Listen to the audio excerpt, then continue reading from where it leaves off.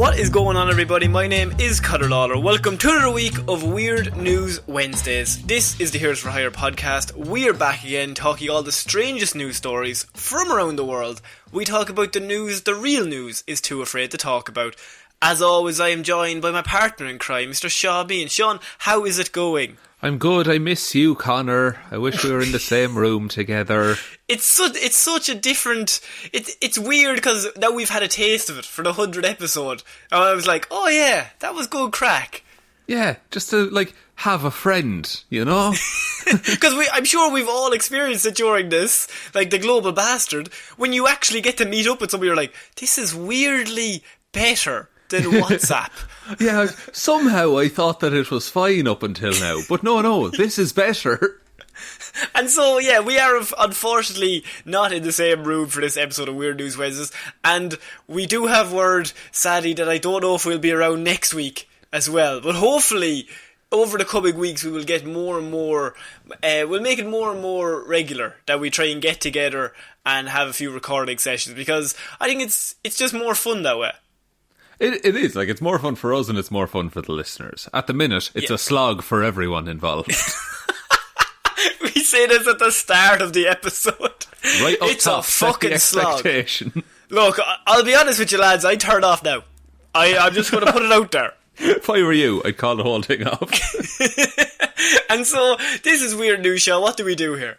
You have spent the week gathering all of the weirdest news stories from around the world, and you're about to read them all back to me. Now, I have not seen or heard or read any of these stories, so we're just going to have a little bit of a chit-chat about how strange people are. Last week, we did kind of a different format, so it was the best of weird news that we've ever had. But this week is going to be brand new, hot off the press weird news. Yeah, this is fresh, hot, steaming news. Just steaming. Steaming. Did you have to say steaming? Steaming is a bad word for... but I don't think... because it reminds you of shit. It does. But steaming as a word in itself, it shouldn't. It should just be allowed to be used. Oh, steaming some hams. Steamed clams. Surely they're grilled. Of course. So we're moving on to our first story, Shaun. No Excellent. More of your nonsense. And this week we are starting with a marriage of of a woman and a ting. This is an old classic of weird news that we haven't had in a while. We haven't had in a while because, look, weddings have been restricted, you know. When this woman wants to marry a thing, she wants to go all out. She wants to have all her friends and family there to witness it. We've had men who've married holographic images. We had the guy who married a sex doll. We've had that woman who married a ghost pirate. I mean... Amethyst Realm, use her real name. Realm. The woman who married her duvet. That was a good one. But look, this time... They've gotten on very well in lockdown, let me tell you. But this time, it's different, Shaun, because the woman who is marrying this, the thing is actually a living organism. Organism's a strange word. Yeah. Yeah, because I have mom of two. Okay, sorry. Mom of two married a tree and celebrates their first wedding anniversary. Interesting. Presumably, the children are from a previous relationship. They're just sticks. You'll grow up to be big and strong one day. It's just loads of baby Groots put around the place. But none of them talk. What are you doing? You could have been in a Marvel movie, kid. You could have made us millions. What type of tree? So Kate Cunningham from Sefton, Merseyside, changed her surname to Elder when she and the elder tree tied the knot at Rimrose Valley Country Park, and admits her 15-year-old son is a little embarrassed by this marriage to a separate thing. 15 is rough. Your friends don't give a fuck about you at that point of your life. The roasting that will be happening, I'm sure, is endless for that little boy. It's he's never going to recover from that. No, he's going to chop that tree down in the night or something. Just pure anger. He's going to be on Twitch, and they're just going to take the piss out of him constantly. That's it. So the tree is an elder tree then? Yes. Oh, Elderwood is meant to be bad luck. Now, here's the thing. She also has a boyfriend at the same time. So did she marry the tree for tax reasons? She get that nationality. Gotta get that green card. He's been a resident here for 300 years. I thought I was going to get a green card joke, and you just missed it. Fine, No, it doesn't matter. Green cards only apply in America, dude. Yeah, no, you're right. Damn it. But it's green as trees, Shaun. No, whatever. Sorry, I thought you were just geographically idiocy there. That is true also. Oh, lad, words are hard. So, a mom who married a tree left her boyfriend at home as she marked her first wedding anniversary. Kate Cunningham, who changed her surname to Elder, as we've said. She's the 38-year-old who said it was one of the best decisions she has ever made when she married the tree at Rimrose Valley Country Park last year. She celebrated her first year of marriage with 2 friends and some elderflower champers, leaving her boyfriend and 2 kids at home. She admits her 15-year-old son is a little embarrassed by the whole thing. A little seems a bit... It's lowering the level of embarrassment, I would say. I would say horrified is the word. Yeah. Just disgusted. Sickened, maybe. Vehemently against the situation. All of these are better than a little bit. So the former teaching assistant admitted that she sometimes clocks up to 5 visits a week and will forever remain tree-voted. That's a loose pun. Awful. Yeah. It's the first one they thought of, and they went with it. Like, there's so many better ones. Like, will she stick to the marriage? I don't know. Very good. Yeah, tree-voted. Look, this person clearly did not want to write this story, first of all. The editor's like, we have a woman who's married a tree. Can I not cover, some heroic person who saved a cat from a tree? Or no. We need to have you interviewing the actual tree. Yeah, you can cover the tree, all right. But there's no cat, and there's no hero. There's only losers here. There's no hero in this story whatsoever. Do they interview the boyfriend in this? No, but I would love to hear his thoughts. It's like, look, fuck it. It's easier this way. She has hobbies. I can't stop her. This is just one of her things that she likes doing. And also, drinking elderflower at the anniversary, that's twisted if you think about it. It's a bit of cannibalism. It goes a long way. Certainly, treeabilism. Huh? Treeabilism, yeah. No, absolutely. Keep saying "hey" 2 more times and it'll be funny. Huh? and once more, here we go. One more? Okay, here we go. Huh? Oh, that's a fucking good one, Shaun, actually. Let me just mention it. Appreciate it. So, me and my friends, she said, Kate added, I think getting married was one of the best decisions. Me and my friends went over to the tree and said hello for a small celebration a couple of days ago. It was a little gathering with 2 friends where we raised a toast and had a glass of elderflower champagne. Not once have I thought that I shouldn't have done it. It's something I feel like happened at the right time. Despite causing a little bit of embarrassment for my 15-year-old son, he sees the bigger picture now and understands what it's for. What is it for? What is the reason for marrying the tree? Does she love the tree? I mean, I think in my head, if you want to be heroic, maybe she's marrying the tree so they maybe don't cut it down. Maybe it's a thing of I'm tying myself to this tree.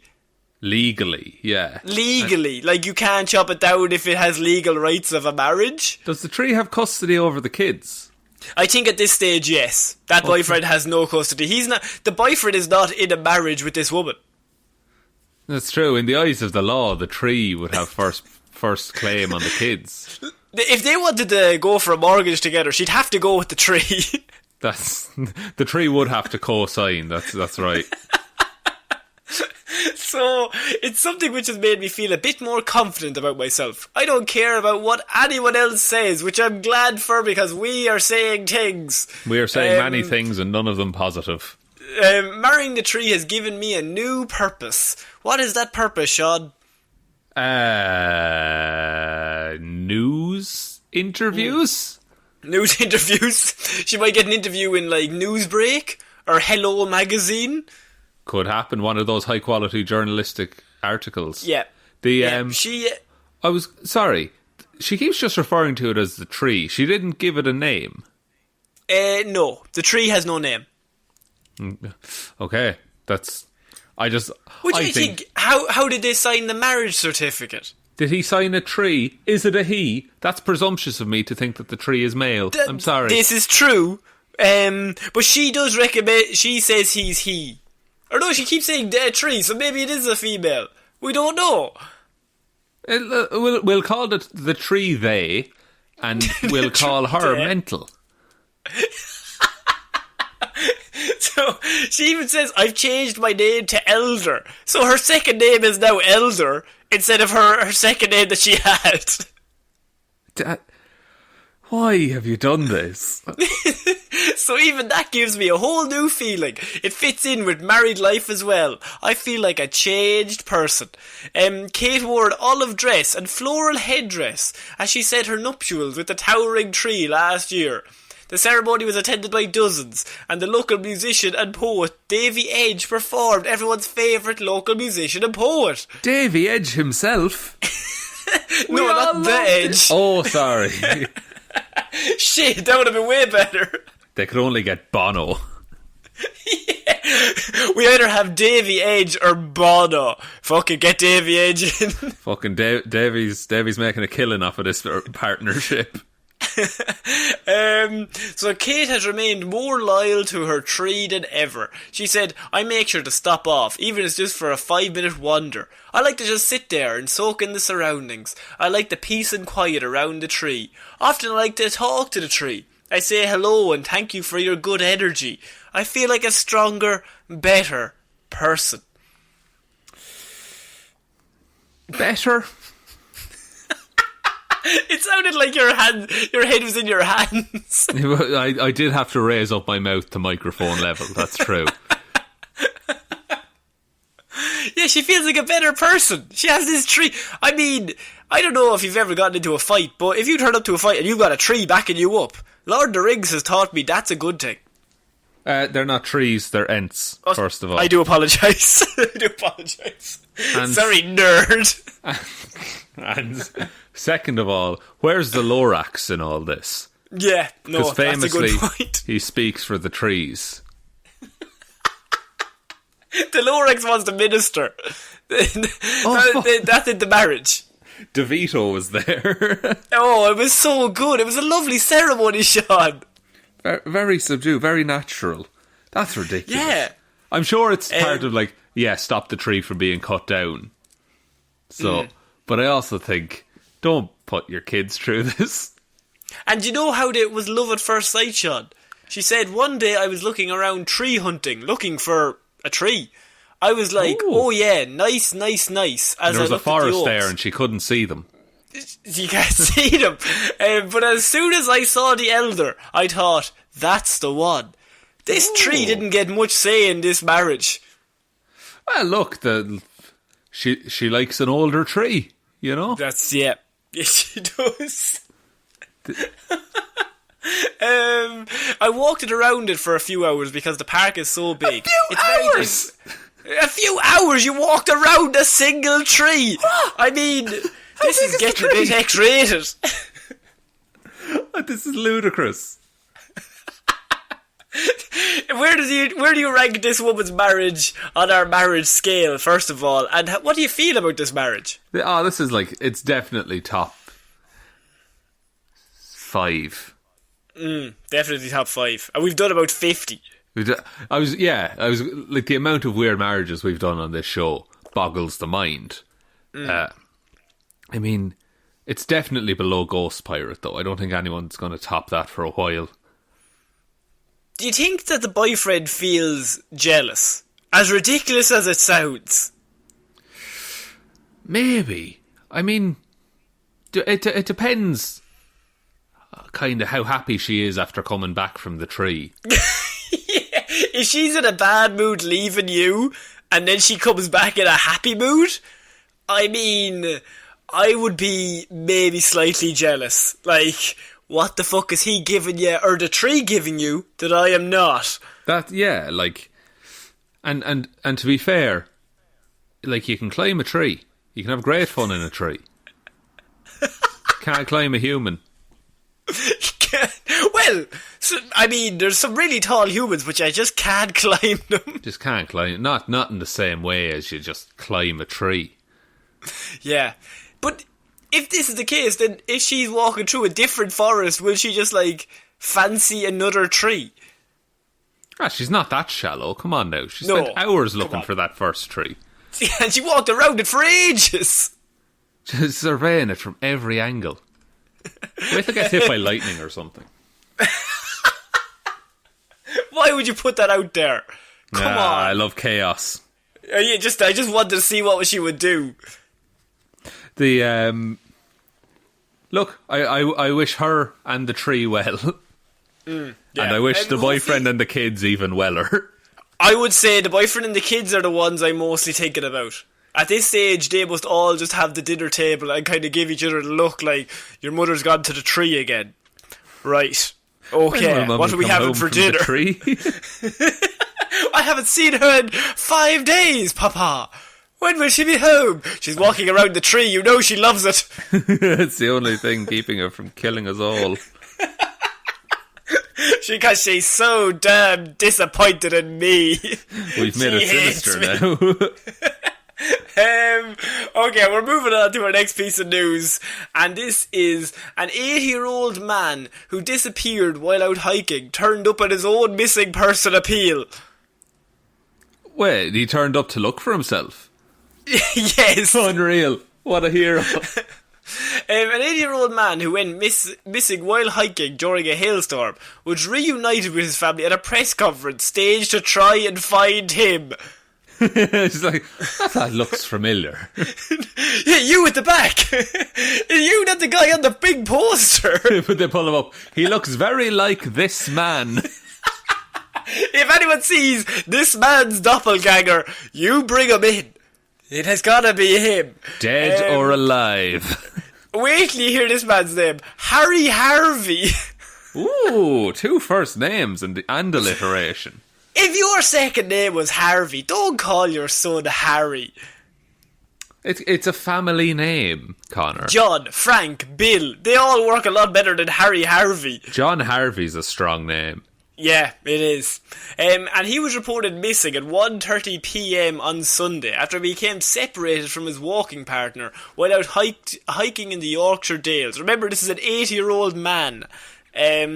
Police, the Royal Air Force and mountain rescue workers spent 4 days searching for the experienced hiker, and a press conference was planned for Wednesday at the Tan Hill Inn, situated within the national park. But the planned appeal turned into a celebration when Harvey actually turned up to the appeal. Was he just grand, like, or had he wandered in from the wild? He just wandered in, like, what is going on? What are we What's all appealing? the commotion? I was trying to disappear and fake my death. Oh, I hate that photo of me. Take that down. Who's that putting that up? What's this about? What's going on, lads? That's... look, first of all, he's alive. He's in good form. Fair play. Second of all, how long do you think he waited in that crowd before he put his hand up? Oh, I mean, I think you first walk in and you're confused. Mm-hmm. Maybe a few minutes of confusion, and then at that point embarrassment sets in. And you have to time it so you're like, I have to wait until they stop talking, because you'll feel rude if you interrupt, because they're clearly very caring. And also, would you want to say nothing to see how many nice things people say about you? Oh, see, that's risky, because then you get found out. And it's like, no, you were alive the whole time. You were right there. There's Harry Harvey R.I.P. on the wall. He's like, no, guys, come on. And of course, I imagine that Harry Harvey, all of his walking gear is monogrammed with HH. Of course. So, we found this one HH hat of his eaten by wolves. Oh. There's nothing left. It was his lucky HH hat. His hat, they called it. But the planned appeal, as I said, turned into a celebration when Harvey turned up. A wildlife photographer had spotted him while out on the moors and contacted rescuers. He was hunting salmon in a lake. And he was underwater looking up at him. Holy shit! Oh, that's Harry Harvey. That's HH! I recognise the lack of hat!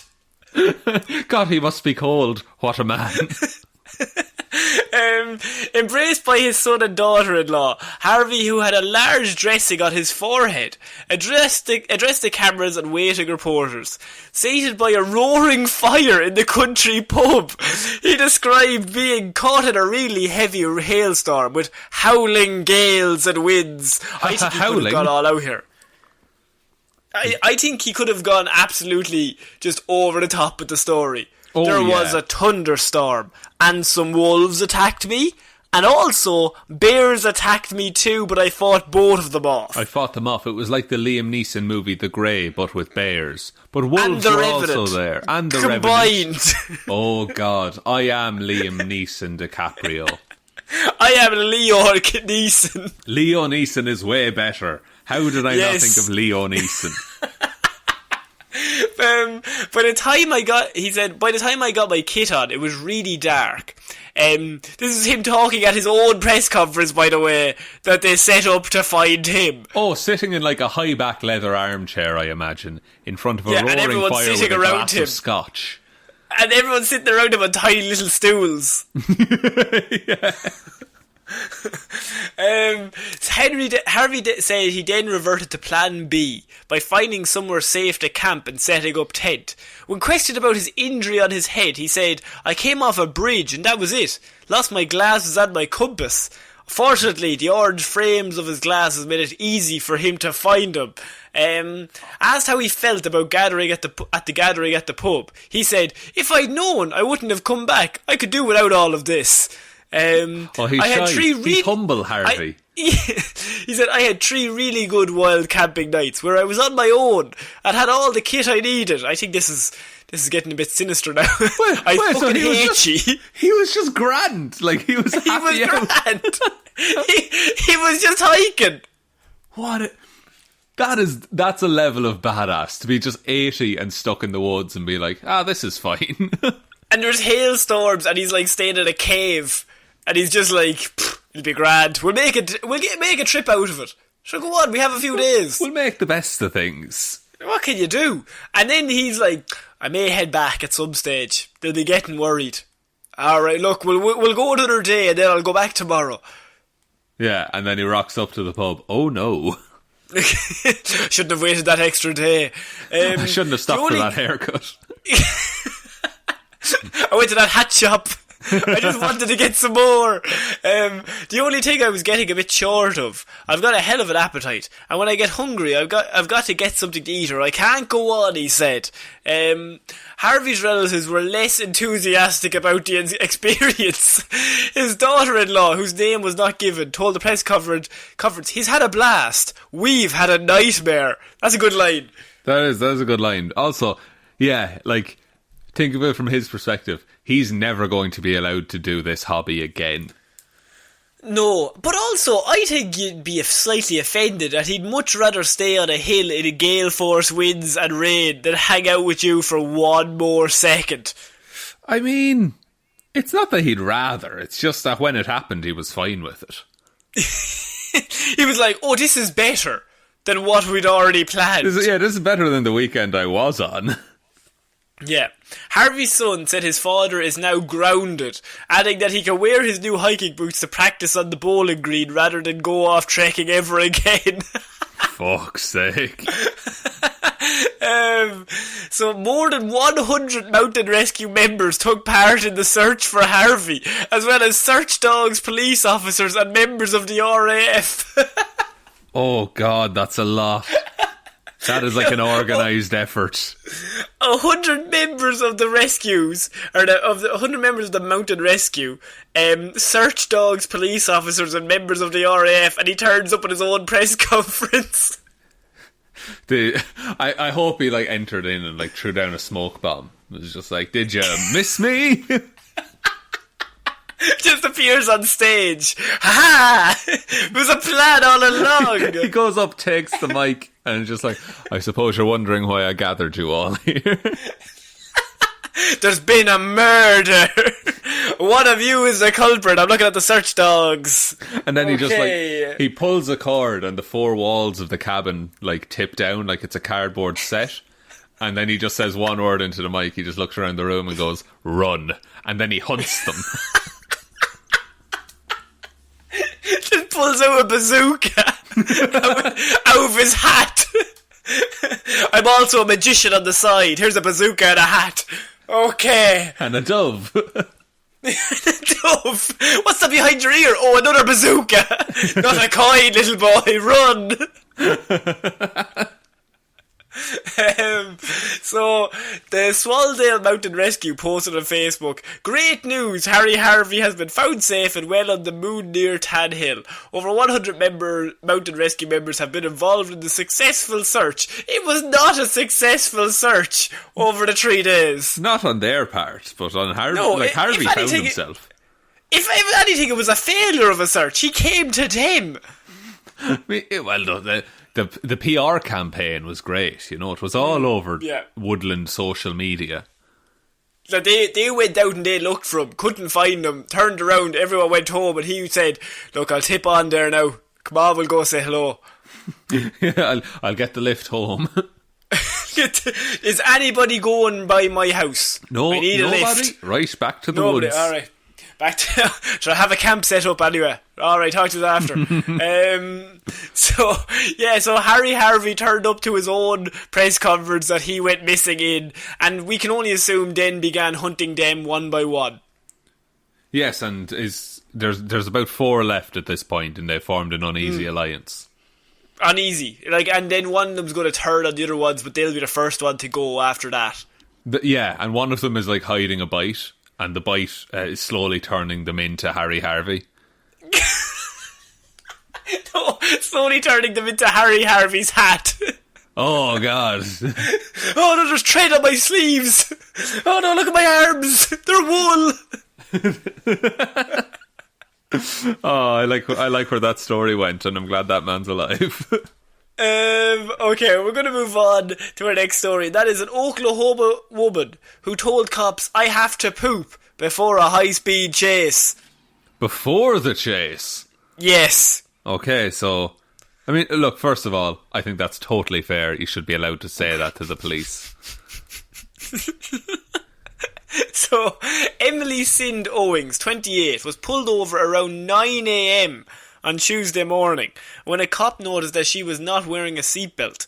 She didn't have her insurance or any identification except for a medical marijuana card. But the officer ran her information and determined that her driver's license had been revoked. When he informed her that he's checking for outstanding warrants, she tearfully told the officer, "But I have to poop so bad." Body camera footage showed.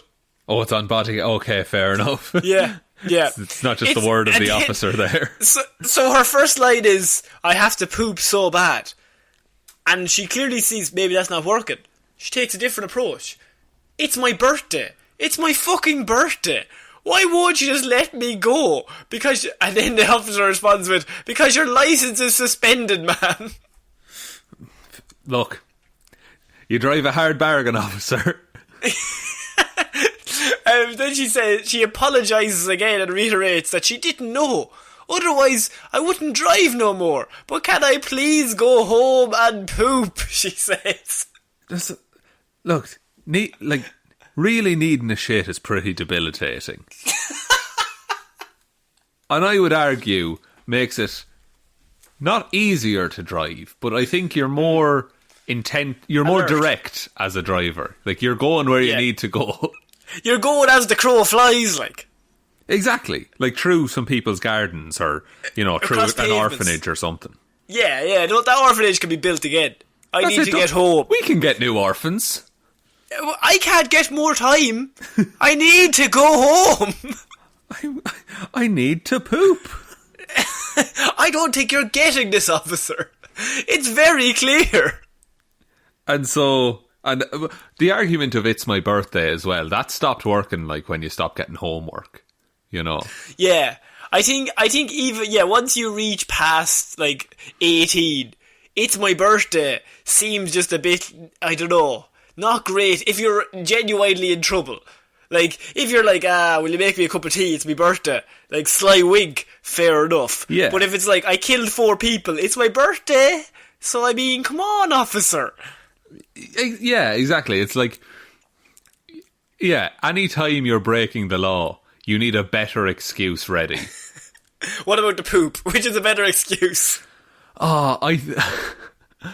If we're talking like amount of social situations where I need to poop would confuse someone to the point of letting you off with something, I think I need to poop is better. Because, like, if I went into a Starbucks, right, and I was like, listen, I'm not going to buy anything, but can I use your bathroom?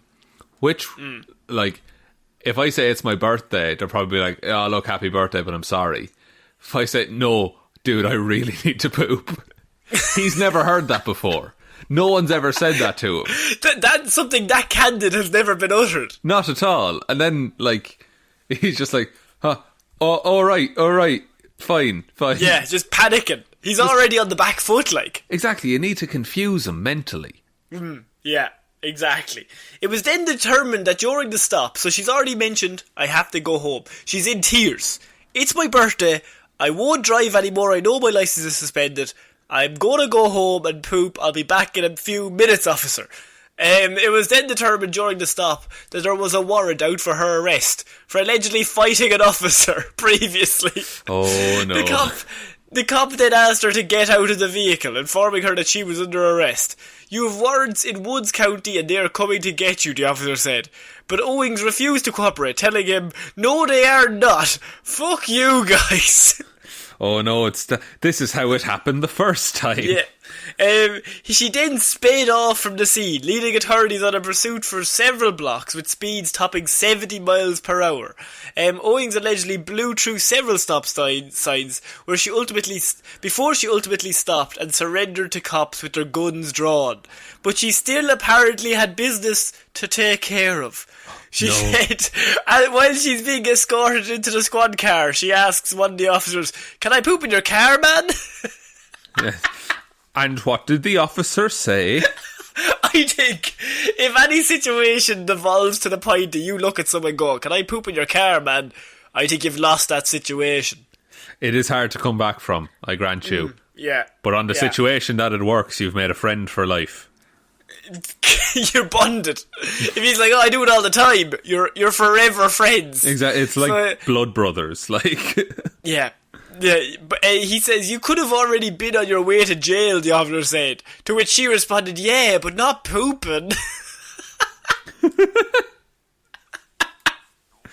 Logic is flawless there. Yeah. The officer's like, well, if you hadn't run away, we could have been on the way to the station and you could have pooped. And she's like, yeah, but I wouldn't be pooping though. I'd be on the way to the centre. I want to go home. I want to go home and I want to be comfortable, you know? Yeah, of course. You light some candles. So she already had the warrant about for fighting the officer. Then she sped away. And then when they searched her vehicle, they discovered a pipe with meth in it. So she's done the triple threat. Yeah, it's classic meth, poop and fighting. Meth, poop and fight. They normally follow each other. Normally, you're full of meth, you have a good fight, and then afterwards you're a bit tired. You gotta get that poop. Now, occasionally, they're in a different order. Occasionally you fight, do a poop, and then have some meth. In whatever way you want to do it, everything's fine, except for the whole doing things that are illegal. Shaun, what do you think her thought process here was? Did she really need to poop, or was this her best excuse? See, the fact that she kept bringing it up and didn't... Because it clearly didn't work, like... The officers weren't having any of it, so when it didn't work and she kept saying it, that makes me think it's true. And she was just really desperate to take a shit. At 9 a.m. in the morning as well, where are you driving to? That you get caught? Like on the hop, like... yeah, on the hop, and you go home. I mean... Because if you're going to work, I don't think you turn around and go back. You're already on the way to work. That's true. She could have stopped for a coffee along the way, just really exact the whole situation. That would kill you. You do not want that now. Clean you out, lads. Something. Yeah, I think my favourite was, can I poop in your car, man? Yeah. I think that's just a question that really you should never ask anybody. No, and I don't think it's ever been asked of anybody. No, I don't think so. Okay, we're going to move on to our next piece of weird news, and that is burglar falls asleep in AC room while committing theft, wakes up to cops arresting him. And he's very chilly. Yes. In a theft gone horribly wrong, a thief fell asleep in the comfort of an air-conditioned room in the course of his burglary.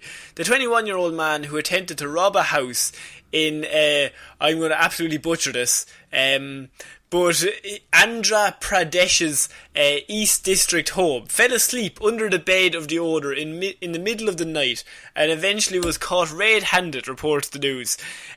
Suri Babu, a resident of the village, attempted the theft last week after doing a recce of the house, which belonged to the owner of the petrol station owner from in the town.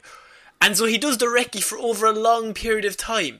During that period, he have carefully observed the daily whereabouts of Sati Reddy, the owner of the home. Where does he keep his money? When does he fall asleep? When does he come? When does he go? You know how it is. In a classic recce criminal move, he's ahead of the game. On the ultimate night, at 4 a.m, Babu entered the unlocked house and stepped inside Reddy's room, who was then fast asleep. God. Making it easier for Babu, Reddy, for some reason, had kept his cash on his side table that night. He likes to count it. He counts it instead of sheep to get to sleep. Like, who has big piles of money just on the side of their bed? Oh, certainly not me, Connor. Yeah, oh, no, God. Moneybags me and we call you. Making it easier, as I said, he kept his money on the side table that night. Meanwhile, unable to resist the temptation of a cool room, an exhausted Babu, he'd been up until 4 a.m, curled up underneath Reddy's bed and dozed off for quite a long time. What?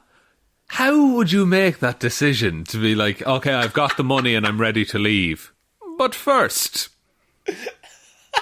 Like, there has to be a moment where he looks at the money and then looks at underneath the bed and then looks at the money and then looks underneath the bed and he goes, I think I've made the right decision. Okay. It's like, this is worth it. Because the air conditioning was so cool, Shaun. It was just so nice to be in there. But you have air conditioning in your car, man. Yeah. So waking up to Babu's snoring. He's a snorer. Reddy immediately tiptoed out of his room, bolted it from outside, I should say, and called the cops. Which, if you're Reddy in that situation and you wake up and you just hear snoring coming from underneath your bed, you have to start panicking. Yeah, like, that's not something you ever expect to wake up and hear, especially if you live alone and you don't have any pets or anything like that. But he properly curled up under this dude's bed. Curled up underneath the bed, the thumb was in his mouth, and he's no, right? Snoring away. As I'm sure that's what snoring sounds like in all other households. I cannot assume. Absolutely. But Reddy wakes up, immediately he's like, there's a weirdo underneath my bed snoring, tiptoes out of the room without waking the criminal, bolts it from outside and calls the cops. Once the police stormed inside the room, Babu locked himself inside. However, after a lot of persuasion, he finally opened the door and admitted to his crime. He told us that he was tired, and since the air conditioner was also on, he could not resist the sleep, said the police officers. I had to take advantage of it. I might never sleep again. I was just so snuggly. It was just too nice, you know what I mean? I could have easily just taken the money and gone home and been rich, and then also gone to sleep. But I just really... you know when you just get sleepy? I got drowsy. I would think that the cold would keep you awake, if anything. True. Well, not if it's really, really hot, though. I mean, I guess, yeah. But also, just leave the fucking house, dude. Is this the worst criminal we've had? I think it might be, actually. Because he had fully gotten away with it. Like, to do the recce of the house, figure out when that man was coming and leaving, figure out his, his day, his schedule, sort all that out, plan it down to that nth degree, and then to get in there and shit the bed so clearly, to be like, well, the money's there, but I just love a good snuggle. A bit of Z time for me. Yeah, and was it, he must have just thought, I'll just sleep for 5 minutes.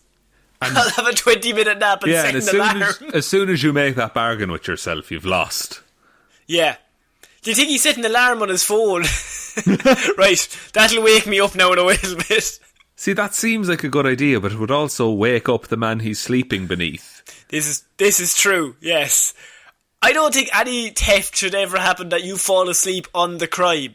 Even if you had gone to sleep for an hour before the crime at maybe 1 o'clock, and then at 4 had decided, right, set the alarm at 3, wake up, let's go.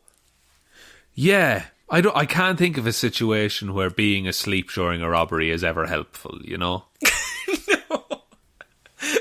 And then when the police arrived, I like that they say, after a lot of persuasion, he finally opened the door. They were like, look, man, you're locked in his bedroom, and you were asleep, and we are surrounding the house.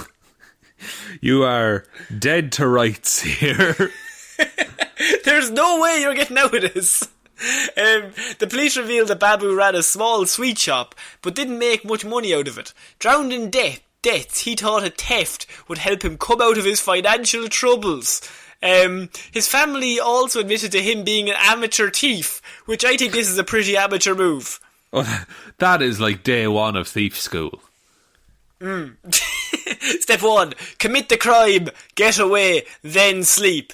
Not in a different order. Oh, it's like the poop, meth and fighting thing all over again. He just mixed it up. What a silly goose. So yeah, there's a man who fell asleep while committing the crime. I think, in grand scale things, that's worst plan ever. In the midst of a crime that you've planned, to then go, like, especially because he planned it, that means he knew he was going to do it that night. He had done the recce for the previous few days or weeks. So, if there's say, like, a UFC fight or something, I know some of the lads say if there's a UFC fight, it's not until 4 o'clock in the morning. They'll go to sleep for a few hours beforehand, so they're more awake when the fight comes on. They'll set an alarm. Yeah. Surely it's just more common to just set an alarm for, go to sleep for an hour at 1 o'clock and then come back strong. Yeah, come back like rested and ready to do the tasks, be that watching UFC or robbing a man. Robbing a man, they're the same. So we're moving on to our next piece of news, and that is another traffic stop, Sean. But a man fled a police traffic stop, leaving behind something. Sean, what's the worst thing you can leave behind at a traffic stop while speeding away? Your driver's license. No. Worse. Oh, your license plate? A man fled a police traffic stop, leaving behind his winning lottery ticket. Fuck no. Oh my god. You'd be sick. You would be fuming. You'd never recover from that. In my head, he's like driven off so fast. He has like he's got the roof comes down on his car. Yeah. And he's driving along, and the ticket has just gone flying as he's driven away. Oh yeah, like it just barely catches, I like the idea that he's like looked at it in the car, held it out of the roof, being like, "Yes, I've won," and then the wind took it. It was no lucky day for a man who fled a traffic stop in Georgia, leaving behind what deputies said was a bag containing drugs and a $1,000 winning lottery ticket. Oh, that's rough. That's a lot of drugs. Yeah. The Cherokee County Sheriff's Office said deputies were on Interstate 75, one of the best first 76 interstates, on Monday, when they spotted a car with a tag violation. They pulled it over, but the man in the passenger seat fled into the nearby woods and dropped a backpack. Inside that backpack was a laptop, a small amount of meth, and a winning $1,000 lottery ticket. I nearly said dollary-do lottery ticket. You very nearly did. In a Facebook post, the Sheriff's Department congratulated the suspect for the winning lottery ticket and invited him to come claim it. Oh, do you do it? How much do you think that's prison sentence or like jail time or a fine or what? You see, if he didn't do anything else, if he just had a tag violation on the car, I think it'd be less. The meth has kind of killed him here. Yeah, the meth really did him in there. And I think he's definitely getting fined $1,000, whatever happens, isn't he? Suspiciously just 1,000. Yeah, and like all of his friends are like, oh no, that cost me like 2,500. No, they specifically said they wanted 1,000 from me. They just wanted to keep a ticket. It's weird. Just an easy trade, you know? So, to the suspect who ran on foot from our deputies on a traffic stop this morning, you left a winning $1,000 lottery ticket in your vehicle. You can claim your ticket at the Cherokee County Jail. It will be here waiting for you. Congratulations, by the way, the caption read. Shortly afterward, the deputies took the man into custody and he was charged with possession of meth and obstruction, according to Baker. When he bonds out of jail or gets done with these charges, we'll certainly return that lottery ticket, but we're keeping the meth, he said. So they have to return the lottery ticket to him. Oh, but they're keeping the meth. Yeah, because that's more fun. That's the officers are keeping the meth for recreation, is what you're saying there. Like, they're weighing up, well, $1,000 is okay, but meth, we'd have a few good evenings. Steve loves the meth. We're all looking at Steve here. Steve hates money, hates numerical value on things, loves meth.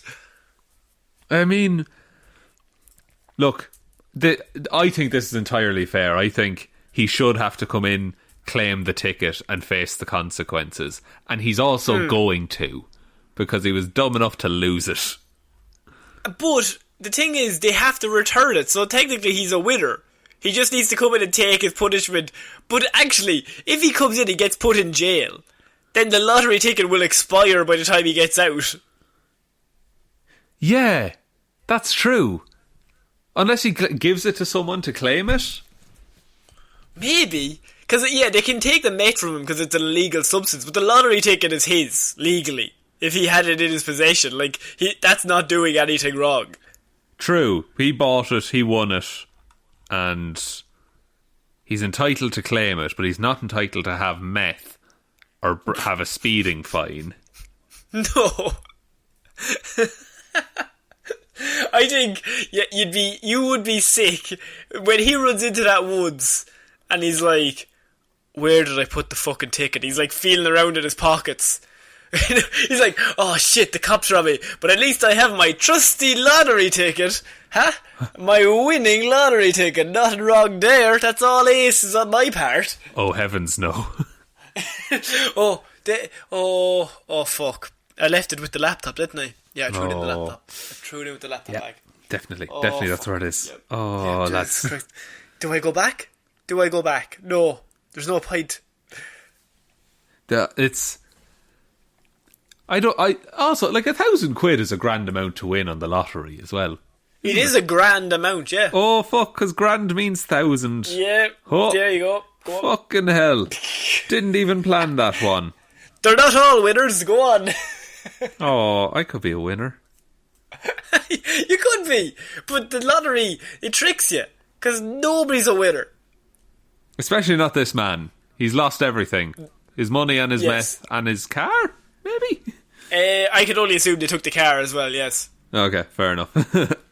Okay, we're going to move on to our next piece of news, and we are moving to Florida, as I have 2 Florida men caught with stolen power pole on SUV in Jacksonville. Power pole? Yes. Like the big wooden pole they have in the street that carries power? Yes. Right, so what you're saying is that they took the pole... The pole? From the street and put it on their car? Yes, they stole the pole. Now, what I will say is not much monetary value in a power pole, don't you think? I wouldn't say so. In many ways, it's more useful as a power pole. Yeah, because really, you're paying for the electricity that's going through it. But in reality, the pole itself, it's just a piece of metal. Yeah, and it's useful to have it in where it is. It gives people power. Yeah. So, the Jacksonville men were arrested after someone reported seeing them load a light pole on top of an SUV on Wednesday, 2 days after Hurricane Irma caused major damage in Jacksonville. According to a police report, an officer heard over the radio that 2 men without shirts on, the classic Florida man attire, were loading a light pole on top of a grey Kia Sorento. The officer noticed the light pole was missing from an area on top of the bridge and saw the Kia driving eastbound with the pole strapped to its roof. Fucking hell, that suspension is gone. The officer initiated a traffic stop and took Victor Walter Appler, 46, and Blake Lee Waller, 42, into custody for questioning. Appler told officers he was moving the pole because it was laying on the ground close to lines of traffic. Oh, so he's being a good citizen. He was moving it, but he put it on top of his car, strapped it to it, and was driving several miles away from where he moved it from. He really didn't want it in the middle of the road, you know? No, he was being very careful. But surely it's someone's job to move that when it falls down. Oh yeah, it would be. But I don't think it's this man's job. Unless he has a secret double life that he's not told us about. Officers did a pawn database search and learned that Appler had 72 scrap metal related transactions since January, apparently, in pawn shops. So this must have been a bunch of money had just landed in his lap, essentially. But what pawn shop is going to buy a light pole? Where is this? This is in Florida. Connor. Yeah. You know exactly what kind of pawn shop will buy a light pole. Yeah, no, yeah, one ran by a Florida man. Exactly. No, you're right too. How would you get it into the shop? Do you get guy to carry it around the back, turn it around the corner if the shop isn't if it's not a straight door in, if it's a front door and then you have to walk through a little corridor to get to the second door into the pawn shop, they're just turning the corner. Yeah, and it's that pivot scene from Friends, but pivot. It's 60 foot longer. Yeah, what length are power poles? They're fucking massive. They're bigger than me, I'll tell you that much. They are big. I would say they're about maybe 30 feet, 25 feet. At least. And that could be bigger in America, you know? Yeah, and so you're driving along with that strapped to your roof. That's seems like a lot for the pawn database search. 72 scrap metal related transactions. I could only assume they were smaller scrap metal transactions. And when he seen this, his eyes did the dollar sign signal. Yeah, and also, as he's driving around with that on his car, if he turns a corner, he's going to clothesline fucking everyone with the pole. True, because unless they chopped it at the scene with a cutter or something, everybody's dead once he turns that corner. Yeah, imagine he turns a corner and there's a bus near him, and that's going to swivel into the bus, or there's a person, and he just gets hit in the head with a street pole. But even if it was slightly smaller, say in America it is slightly smaller, even if it's like 15 feet, 20 feet, I mean, it's still a pretty fucking big pole to be driving around with. And especially because it's made of pure metal. Like, if you get hit with that, that is lights out. Yeah, like, you're not coming back from that because you'll be turning and it will be, like, accelerating towards your head and no one will believe you. Why are you late for work? I got hit by a traffic light. Right. Okay. No, a light pole, sorry. The standard utility pole in the United States is about 40 feet or 12 metres long. Fuck off. Fuck off. However, 12. Poles can reach heights of 120 feet or more to satisfy requirements. Jesus. He was looking at those serious dollar signs. I mean, look, if you are converting it to scrap metal, it's a lot of scrap metal. But if he's going to give me $100 for 1 foot, and I'm bringing in 100-foot pole, I'm rich, is all I know. I'm rich, is all I know. Also, that would be a nightmare if it was 100 feet long. That's not a length that two lads can carry it from either end, like. No. You'd see the car turn in the corner a good 4 minutes before the car turned up. Yeah, and imagine like the backup of traffic behind them then. He's just parked in the centre of the town and there's nobody on for a mile either side. just like huge amount of cars about 50 feet behind and in front of him. Yeah. Nobody wants to take that extra step because we've all seen that movie where the pole goes flying off and you get speared by it. You don't want that. Yeah, that's not fun. No, you don't want that. Say, let's go 40 feet. Even 40 feet, you turn a corner, that's game over. Unless he chops it at the time, at the stage. But I don't think so. In my head, the hurricane would have just pulled it out of the ground. And it would have just been lying on the ground, like, fully formed. Yeah, like maybe it was bent and dented and stuff like that. But that is still a long pole. Do you think Florida Man has gone well? These Florida men, are they geniuses? Or maybe they've let the side down? I can admire their entrepreneurial spirit. They flew too close to the sun. They did, on wings made of pure wax. Their eyes were bigger than, the law. Or just logic. Yeah. They're like, oh fuck, that's a lot of metal. So as they crashed down from the sun, they probably hit a few poles along the way. Yeah. And then look, more scrap metal for them. So it's win-win. So Shaun, I think that's it for this week's Weird News. What a week of weird news. A lot of traffic related violations this week. A lot of traffic stuff, yeah. I noticed that this week. But you can't overlook a woman who wanted to poop, a winning lottery ticket left behind, and these men who stole a 40-foot light pole. That's still fucking ridiculous to me. Too long. It's too big. It's too big. You can't. Also, they probably only used like 2 straps on it to put on the roof.